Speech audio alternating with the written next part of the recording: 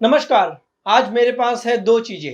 एक है ये कुष्मांड का स्वरस जिसको कि सफ़ेद पेठे का जूस, वो हाइड्रेशन मेंटेन करने के लिए ज़्यादा बोलने के कारण।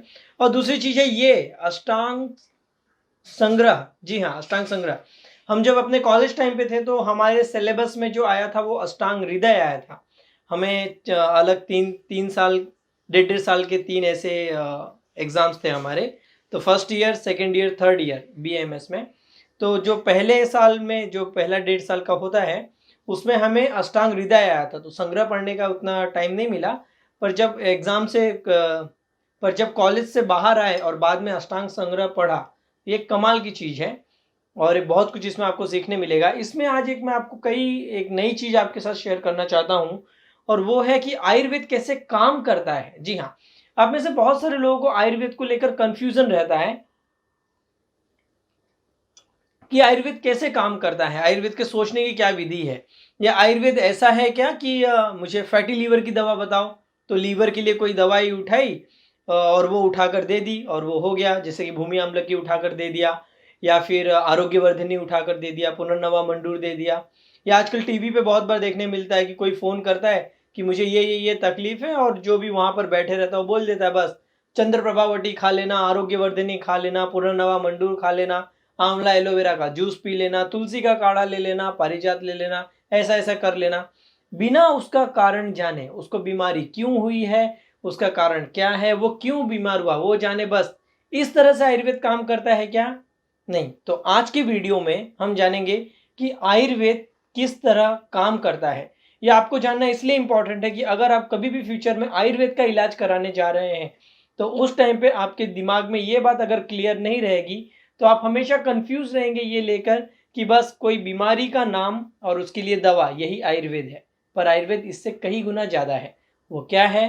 पूरी की पूरी जानकारी आज इस वीडियो में। स्वागत है आप सभी का ओज आयुर्वेद में, जहां हम बात करते हैं शुद्ध आयुर्वेद के बारे में। और आज का जो हम टॉपिक के बारे में बात कर रहे हैं वो है ये अष्टांग संग्रह में, और बाकी आयुर्वेद की जो सभी संहिताएं हैं वो किस तरह से इलाज के बारे में उन्होंने बोला है। इसे समझने से पहले एक पेशेंट के बारे में आपको बोलता हूँ। एक पेशेंट का फ़ोन आया और उन्होंने ये बोला कि मुझे हाइपोथायराइडिज्म है, फैटी लीवर है, किडनी में स्टोन है, मुझे डैंड्रफ भी होता है, डायबिटीज़ भी है और मेरा वज़न भी बढ़ा हुआ है। अब इसके लिए हमें दवा बताओ, ऐसे करके उनका डाउट था। या इतनी सारी बीमारियों के लिए क्या-क्या अलग-अलग दवा होगी, आप बताओ। बाकी किसी भी जो अन्य तरह की जो चिकित्साएं होती हैं, या हर एक का अलग अलग तरीका है काम करने का, तो वो हाइपोथायराइडिज्म को अलग देखेंगे, फैटी लीवर को अलग देखेंगे, किडनी स्टोन को अलग देखेंगे, डायबिटीज को अलग देखेंगे, मोटापा अलग होगा और डैंड्रफ को अलग मानेंगे। आयुर्वेद में ऐसे कभी भी केवल बीमारी का नाम सुन के इलाज नहीं होता। फिर से बोलता हूं, आयुर्वेद में कभी भी बीमारी के नाम का इलाज नहीं होता। तो अगर आप कभी आयुर्वेद में ये जा रहे हैं कि मेरे को वेरिकोसिल है, वेरिकोज वेन है, हर्निया है, या फिर गांठें हो रही हैं, अल्सर है, एसिडिटी है, कॉन्स्टिपेशन है, हेयर फॉल है, और उसकी दवा दे दो, या डायबिटीज की दवा, ब्लड प्रेशर की दवा दे दो, कॉन्स्टिपेशन की दवा दे दो। आयुर्वेद ऐसे कभी भी काम नहीं करता। और अगर कोई ऐसा इलाज कर रहा है कि कॉन्स्टिपेशन सुना और उसके लिए बोला हाँ ठीक है, आपको कॉन्स्टिपेशन हो रहा है तो आप त्रिफला ले लेना, या फिर स्वादिष्ट विरेचन चूर्ण ले लेना, या फिर एरंड का तेल पी लेना, इस तरह का अगर कोई ट्रीटमेंट कर रहा है तो वो हवा में तीर मारने वाला ट्रीटमेंट कर रहा है। आयुर्वेद क्या कहता है वो जानते हैं। अभी अष्टांग संग्रह सूत्र स्थान में अगर आप इसमें देखेंगे तो एक विशेष श्लोक है। अष्टांग संग्रह सूत्र स्थान चैप्टर नंबर 22 श्लोक नंबर 10, उसमें वो एक विशेष श्लोक कहते हैं, दोषा एव ही सर्व रोगैक कारणम। दोषा एक ही सर्व रोगैक कारणम। दोषा एक ही सर्व रोगैक कारणम। क्या मतलब हुआ इसका? कि सभी तरह की बीमारियां, वो चाहे कोई भी बीमारी हो, वो पास्ट की हो, अभी की हो, फ्यूचर की हो, कभी भी आने वाली हो, उसका अगर कोई एक इलाज करना है तो दोषों का इलाज करो। आयुर्वेद बीमारी का इलाज नहीं करता, दोषों का इलाज करता है। जी हाँ, वात पित्त और कफ का इलाज किया जाता है। जैसे कि कोई बोलता है कि उसके बाल सफेद हो रहे हैं या बाल झड़ रहे हैं, तो आयुर्वेद इस तरह इलाज नहीं करता कि ठीक है बाल झड़ रहा है तो तू आंवला खा ले, मुलेठी खा ले, भृंगराज ले लेना और ये बाकी इसके साथ जो कुछ है वचा वचा जैसी चीजें हैं वो ले ले। ऐसा इलाज नहीं है। आयुर्वेद क्या देखेगा कि इस आदमी के अगर बाल झड़ रहे हैं तो वो किसके कारण झड़ रहे हैं, वात के कारण, पित्त के कारण या कफ के कारण। अब ये वात पित्त कफ के भी अलग अलग कई सारे गुण हैं, जैसे कि तत्र रूक्ष लघु शीत खर सूक्ष्म चल अनिला, ये वात के गुण है। पित्त क्या है, लघु है, उष्ण है, थोड़ा सा स्निग्ध है, पित्त ज्यादा स्निग्ध नहीं है, उष्ण तीक्ष्ण है, पित्तम उष्णम तीक्ष्णम द्रव्यम विश्रम आम्लम कटुकम च, ऐसे करके है। तो और कफ क्या है, कफ भारी है, चिपचिपा है, इस तरह के लक्षण है। तो वो जो हेयर फॉल हो रहा है उस आदमी को, वो हेयर फॉल क्यों हो रहा है, वात के ड्राइनेस के कारण हो रहा है या पित्त की गर्मी के कारण हो रहा है या कफ के ब्लॉकेज करने के कारण, कि कफ ने ब्लॉकेज कर दिया है और डैंड्रफ होके उसके बाल झड़ रहे हैं। तो आयुर्वेद इस तरह कभी भी उस दोष को ढूंढेगा, अगर आयुर्वेद की सही चिकित्सा है, और उस दोष का डाइजेशन कर देगा, और वो घुमा फिरा के सिर्फ एक ही काम करेगा कि जो ये वात पित्त कफ की बिगड़ी कंडीशन है उसको बैलेंस करने का काम कर देगा। ये बैलेंस हो गए तो सारी चीज बैलेंस है, ये बिगड़ गए तो फिर आप उसको चाहे छोटा एसिडिटी बोलो या फिर उसको कैंसर बोलो, वो सारी बीमारियां होंगी। जब आयुर्वेद में इस तरह का इलाज नहीं किया जाता, मतलब दोषों के बारे में नहीं सोचते और डायरेक्ट केवल नाम सुन के इलाज होता है। जैसे कई सारे पेशेंट बोलते हैं कि हड्डी में दर्द हो रहा है, ठीक है, तो आयुर्वेद में कैल्शियम की कोई गोली बोलो। कैल्शियम आयुर्वेद का कुछ लेना देना ही नहीं है उससे। आपके भाई हड्डी में दर्द हो रहा है तो वो किस दोष के कारण दर्द हो रहा है, वो वात के ड्राइनेस के कारण आपको हो रहा है वहां पे, या वात के चंचल गुण के कारण हो रहा है, या कफ के कारण हो रहा है, या खाना हजम ना होने के कारण कफ का जो प्रकोप हुआ है, आम बना है, उसके कारण जोड़ों का दर्द हो रहा है। तो आयुर्वेद में जब आप जाते हैं कि मुझे जोड़ों के दर्द की दवा दो, तो वो जोड़ों की दर्द की दवा न देकर आपको दोषों की दवा देते हैं कि भाई इसका जो जोड़ों का दर्द है वो कफ के कारण है।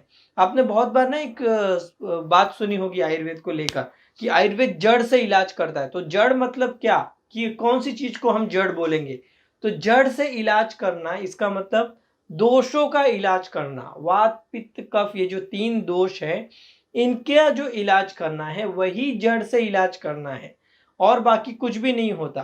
तो जड़ से इलाज करना मतलब दोष का इलाज करना। कोई बोलता है कि मुझे एसिडिटी की गोली बोलो। अब भाई एसिडिटी की आपकी बीमारी किस कारण से है, आपको एसिडिटी की बीमारी पित्त के कारण है, या एसिडिटी की बीमारी आपके वात के कारण है, या एक्स्ट्रा कफ होने के कारण आपको एसिडिटी हो रही है। तो जब तक वो दोष नहीं ढूंढे जाएंगे, वात पित्त कफ, और उस दोष के भी कौन से गुण बिगड़े हैं वो नहीं देखे जाएंगे, और केवल एसिडिटी का नाम सुनकर कभी लघु सुशेखर, कभी स्वर्ण सुशेखर, कभी कामदुधा, कभी भूनिम्बादि काढ़ा, कभी पथ्यादि, कभी धात्रिलो, ऐसे जो कुछ भी अभिपत्ति कर चूर्ण ऊर्ण जो कुछ है देते जाएंगे, वो हवा में तीर मारने वाले इलाज हैं। इसलिए आज के जमाने में भी जो बीमारियां आती हैं या फ्यूचर में भी जो बीमारी आएगी, आयुर्वेद कभी भी उस बीमारी का इलाज करने के लिए नहीं भागेगा। जैसे कि अभी आजकल बात हो रही कि ये इन्फेक्शन आ गया है, ये वायरस आ गया है, वो आ गया है, फ्यूचर में भी और ऐसे बहुत कुछ आते रहेंगे। तो आयुर्वेद ये वायरस के लिए ये वाली गोली खा लो, या ये वायरस के लिए ये वाली टैबलेट पे हम रिसर्च करेंगे और करेंगे, ऐसा जब भी इलाज करने जाएंगे वो हवा में तीर मारने टाइप का चीज है। फिर वह क्लिनिकल ट्रायल नहीं हुआ, क्लिनिकल ट्रायल किस चीज का आप क्लिनिकल ट्रायल करेंगे। वो पहली बात, आदमी की प्रकृति वो कोई नहीं देखता। हम 100 लोगों को पकड़ते हैं, उन सभी को कुछ लहसुन वहसुन खिला दिया, 100 में से 60 लोगों को लहसुन ने फायदा किया, ठीक है इतना इतना परसेंट है। पर जैसे कि मैंने पहले भी बोला था, उन 100 में से कितने पित्त वाले थे, कितने वात थे, कितने कफ थे, ये नहीं देखा जाता। और बस कोलेस्ट्रॉल के लिए ये चीज का ये हुआ है, इससे कोलेस्ट्रॉल कम हो जाता है, इससे ये हो जाता है, वो आयुर्वेद नहीं है। तो ये वीडियो में आपको क्या समझने की जरूरत है, आपको ये समझने की जरूरत है कि आप कभी भी आयुर्वेद का इलाज सीख रहे हैं या आयुर्वेद का इलाज करा रहे हैं तो उस डॉक्टर से ये जाकर ना पूछिए, या किसी भी जगह पर आप ये मत पूछिए कि मुझे घुटने दर्द की गोली बोलो, मुझे कॉन्स्टिपेशन की गोली बोलो, या कैंसर की कोई दवा है क्या, या लीवर के अंदर गांठ है, लीवर सोराइसिस की दवा है क्या, पार्किंसन की दवा है क्या। आयुर्वेद इस तरह से काम नहीं करता। और अगर कोई ऐसी दवा बोल भी रहा है कि भाई पार्किंसन के लिए ये खा लो, लीवर के लिए ये खा लो, वो बोल तो रहा है, वो हवा में तीर मारने जैसा है। कुछ लोगों को फायदा मिलेगा, कुछ को नहीं मिलेगा। आयुर्वेद का जो इलाज है वो हमेशा दोषों के बेस पे होता है, ये ध्यान रखिए हमेशा। और कोई भी चीज इस दुनिया में इंपॉर्टेंट नहीं है आयुर्वेद के लिए, केवल दोष हैं। उन दोषों का जब कारण ढूंढा जाएगा, उनका पाचन किया जाएगा, आदमी ठीक हो जाएगा। एक एग्जांपल बोल के खत्म करता हूँ। ये पेशेंट थे, इन्होंने क्या बोला था, डैंड्रफ भी है, डायबिटीज भी है और उनको मोटापे की भी तकलीफ है, ठीक है, और इसके साथ उन्होंने बोला था उनको पथरी भी होने की तकलीफ है। इस तरह से कई सारी उन्होंने प्रॉब्लम बोली थी। अभी इस हर एक चीज के लिए अगर आप अलग अलग दवा देते बैठेंगे तो हो सकता है कि वो पेशेंट दिन भर में 40-50 गोली ही खाते रहेगा, जबकि इस पेशेंट का ये सारे के सारे लक्षण किस दोष से जोड़ के बता रहा है। तो भाई वो सारे के सारे जो लक्षण हैं, चाहे वो उसका शुगर बता रहा हो, मोटापा बता रहा हो, पथरी बता रहा हो, डैंड्रफ बता रहा हो, या फैटी लीवर, हाइपोथायराइडिज्म, ये सब बता रहा हो, ये सब कफ से जुड़ी हुई बीमारी है। Most of the time in सारी बीमारियों में आप देखेंगे कि कहीं ना कहीं उसका कफ बिगड़ा है। कफ क्यों बिगड़ा है, तो ऐसे में से ज्यादातर लोगों को ये देखने मिलेगा कि वो खा के दिन में सोना, या फिर हैवी चीजें ज्यादा खाना, एक्सरसाइज कम करना, जैसे कि दूध है, पनीर है, पकौड़ा है, भजिया है, ऐसी चीजें खाने की आदत होना, या मंचिंग करने की आदत होना, बार बार कुछ ना कुछ खाते रहने की आदत होना, कुछ हैवी खाकर खाने के बाद चॉकलेट, मीठा, आइसक्रीम खाने की आदत होना, और वो खा के तुरंत सो जाने की ऐसे आदत होना, ये सारी चीजें क्या करती है। या डेली दही वही जो खाते रहने की आदत, खाना खा के तुरंत फिर खाना पेट भर के खाया, फिर 1 घंटे बाद दूध पी लिया, ये सारी आदतें क्या कर रही है, इसके शरीर में धीरे धीरे कफ बढ़ाती जा रही है। अब ये कफ जितने ज्यादा लेवल पे बढ़ते जाएगा उतने अपने लक्षण प्रकट करेगा। कभी ये हाइपोथायराइडिज्म के तौर पे सामने आएगा, फिर इस आदमी ने वो खान पान कंटिन्यू चालू रखा, फिर उसको वो फैटी लीवर के तौर पे वो दिखाने लग जाएगा, और चालू रखा शुगर, और चालू रखा मोटापा, और ज्यादा चालू रखा डैंड्रफ, ऐसे करके ये लक्षण दिखाते जाएगा। तो अगर ये जो पेशेंट है इसका हम ऐसे सोचे कि बस बाल के लिए ये वाली गोली, लीवर के लिए ये, मोटापे के लिए ये, यूरिन के लिए ये, और बाकी जो कुछ भी सिम्टम्स है फैटी लीवर के लिए ये, हाइपोथायराइडिज्म के लिए, ऐसे करके हम उसका इलाज नहीं कर रहे हैं, केवल हम उसको भर भर के गोलियां खिला रहे हैं। जबकि रियल आयुर्वेद किस तरह ट्रीटमेंट करेगा, रियल आयुर्वेद देखिएगा कि इन सारी की सारी चीजों के पीछे कारण क्या है, कफ। कफ दोष का इलाज करो। तो कफ दोष का इलाज कैसे करेंगे, सबसे पहले इसका जो खान पान का तरीका है ये बंद करो, चेंज करो, मतलब कफ जो जो बढ़ाने वाली चीजें हैं, इसकी लाइफस्टाइल जो है वो चेंज करो, और फिर उसको कोई भी दवा जो कि कफ पे जाकर ज्यादा अच्छे से काम करती है, जैसे कि वो चाहे फिर त्रिकटु हो, वो चाहे भल्लातक हो, वो चाहे हल्दी हो, गौमूत्र हो, या फिर इसमें से ऐसी कोई भी शिलाजीत विलाजीत जैसी जो भी गर्म दवाइयां हो, वो चीजें आप उनको दे दो और वो पेशेंट ठीक होने लग जाएगा, या उसके सिम्टम्स कम होने लग जाएंगे। ये है आयुर्वेद का रियल ट्रीटमेंट। पर अगर आप कहीं पर भी ऐसे इलाज कर रहे हैं कि हमारा ये गोली थायराइड ठीक कर देता है, हमारा ये गोली घुटना दर्द ठीक कर देता है, इस तरह का अगर आप इलाज कर रहे हैं, तो ऐसे में आप बहुत हद तक पॉसिबल है कि आप वो आयुर्वेद ना करके केवल मार्केटिंग वाला एक प्रोडक्ट यूज कर रहे हैं, और जिसमें कि आपको रिजल्ट मिला तो बहुत अच्छा, वरना जयराम जी की। इस वीडियो में या फ्यूचर में आप में से 15 मिनट, आप में से बहुत कम ही लोग होंगे जिनके पास इतना संयम होगा ये सुनने का। तो अगर आपने ये लास्ट तक सुना है तो जाते जाते इस बात को ध्यान रखिए कि आयुर्वेद कभी भी किसी भी लक्षण का, किसी भी बीमारी का ट्रीटमेंट ना कर कर उसके पीछे के दोष का ट्रीटमेंट करता है। जड़ से इलाज करना, इस वर्ड का मतलब ही यही होता है कि उसके पीछे कौन सा दोष छुपा है, उस दोष का इलाज कर दो, वो आदमी ठीक हो जाएगा। तो उम्मीद है कि अष्टांग हृदय सूत्र स्थान की ये जो एक छोटी सी लाइन की जो बात थी वो आपके समझ में आई होगी। आपको इससे जुड़े हुए और कोई डाउट है, या ऐसे और कौन से टॉपिक, रियल आयुर्वेद के कौन से टॉपिक के बारे में आप जानना चाहते हैं, कमेंट करके जरूर बताएं। तब तक के लिए स्वस्थ रहें, मस्त रहें।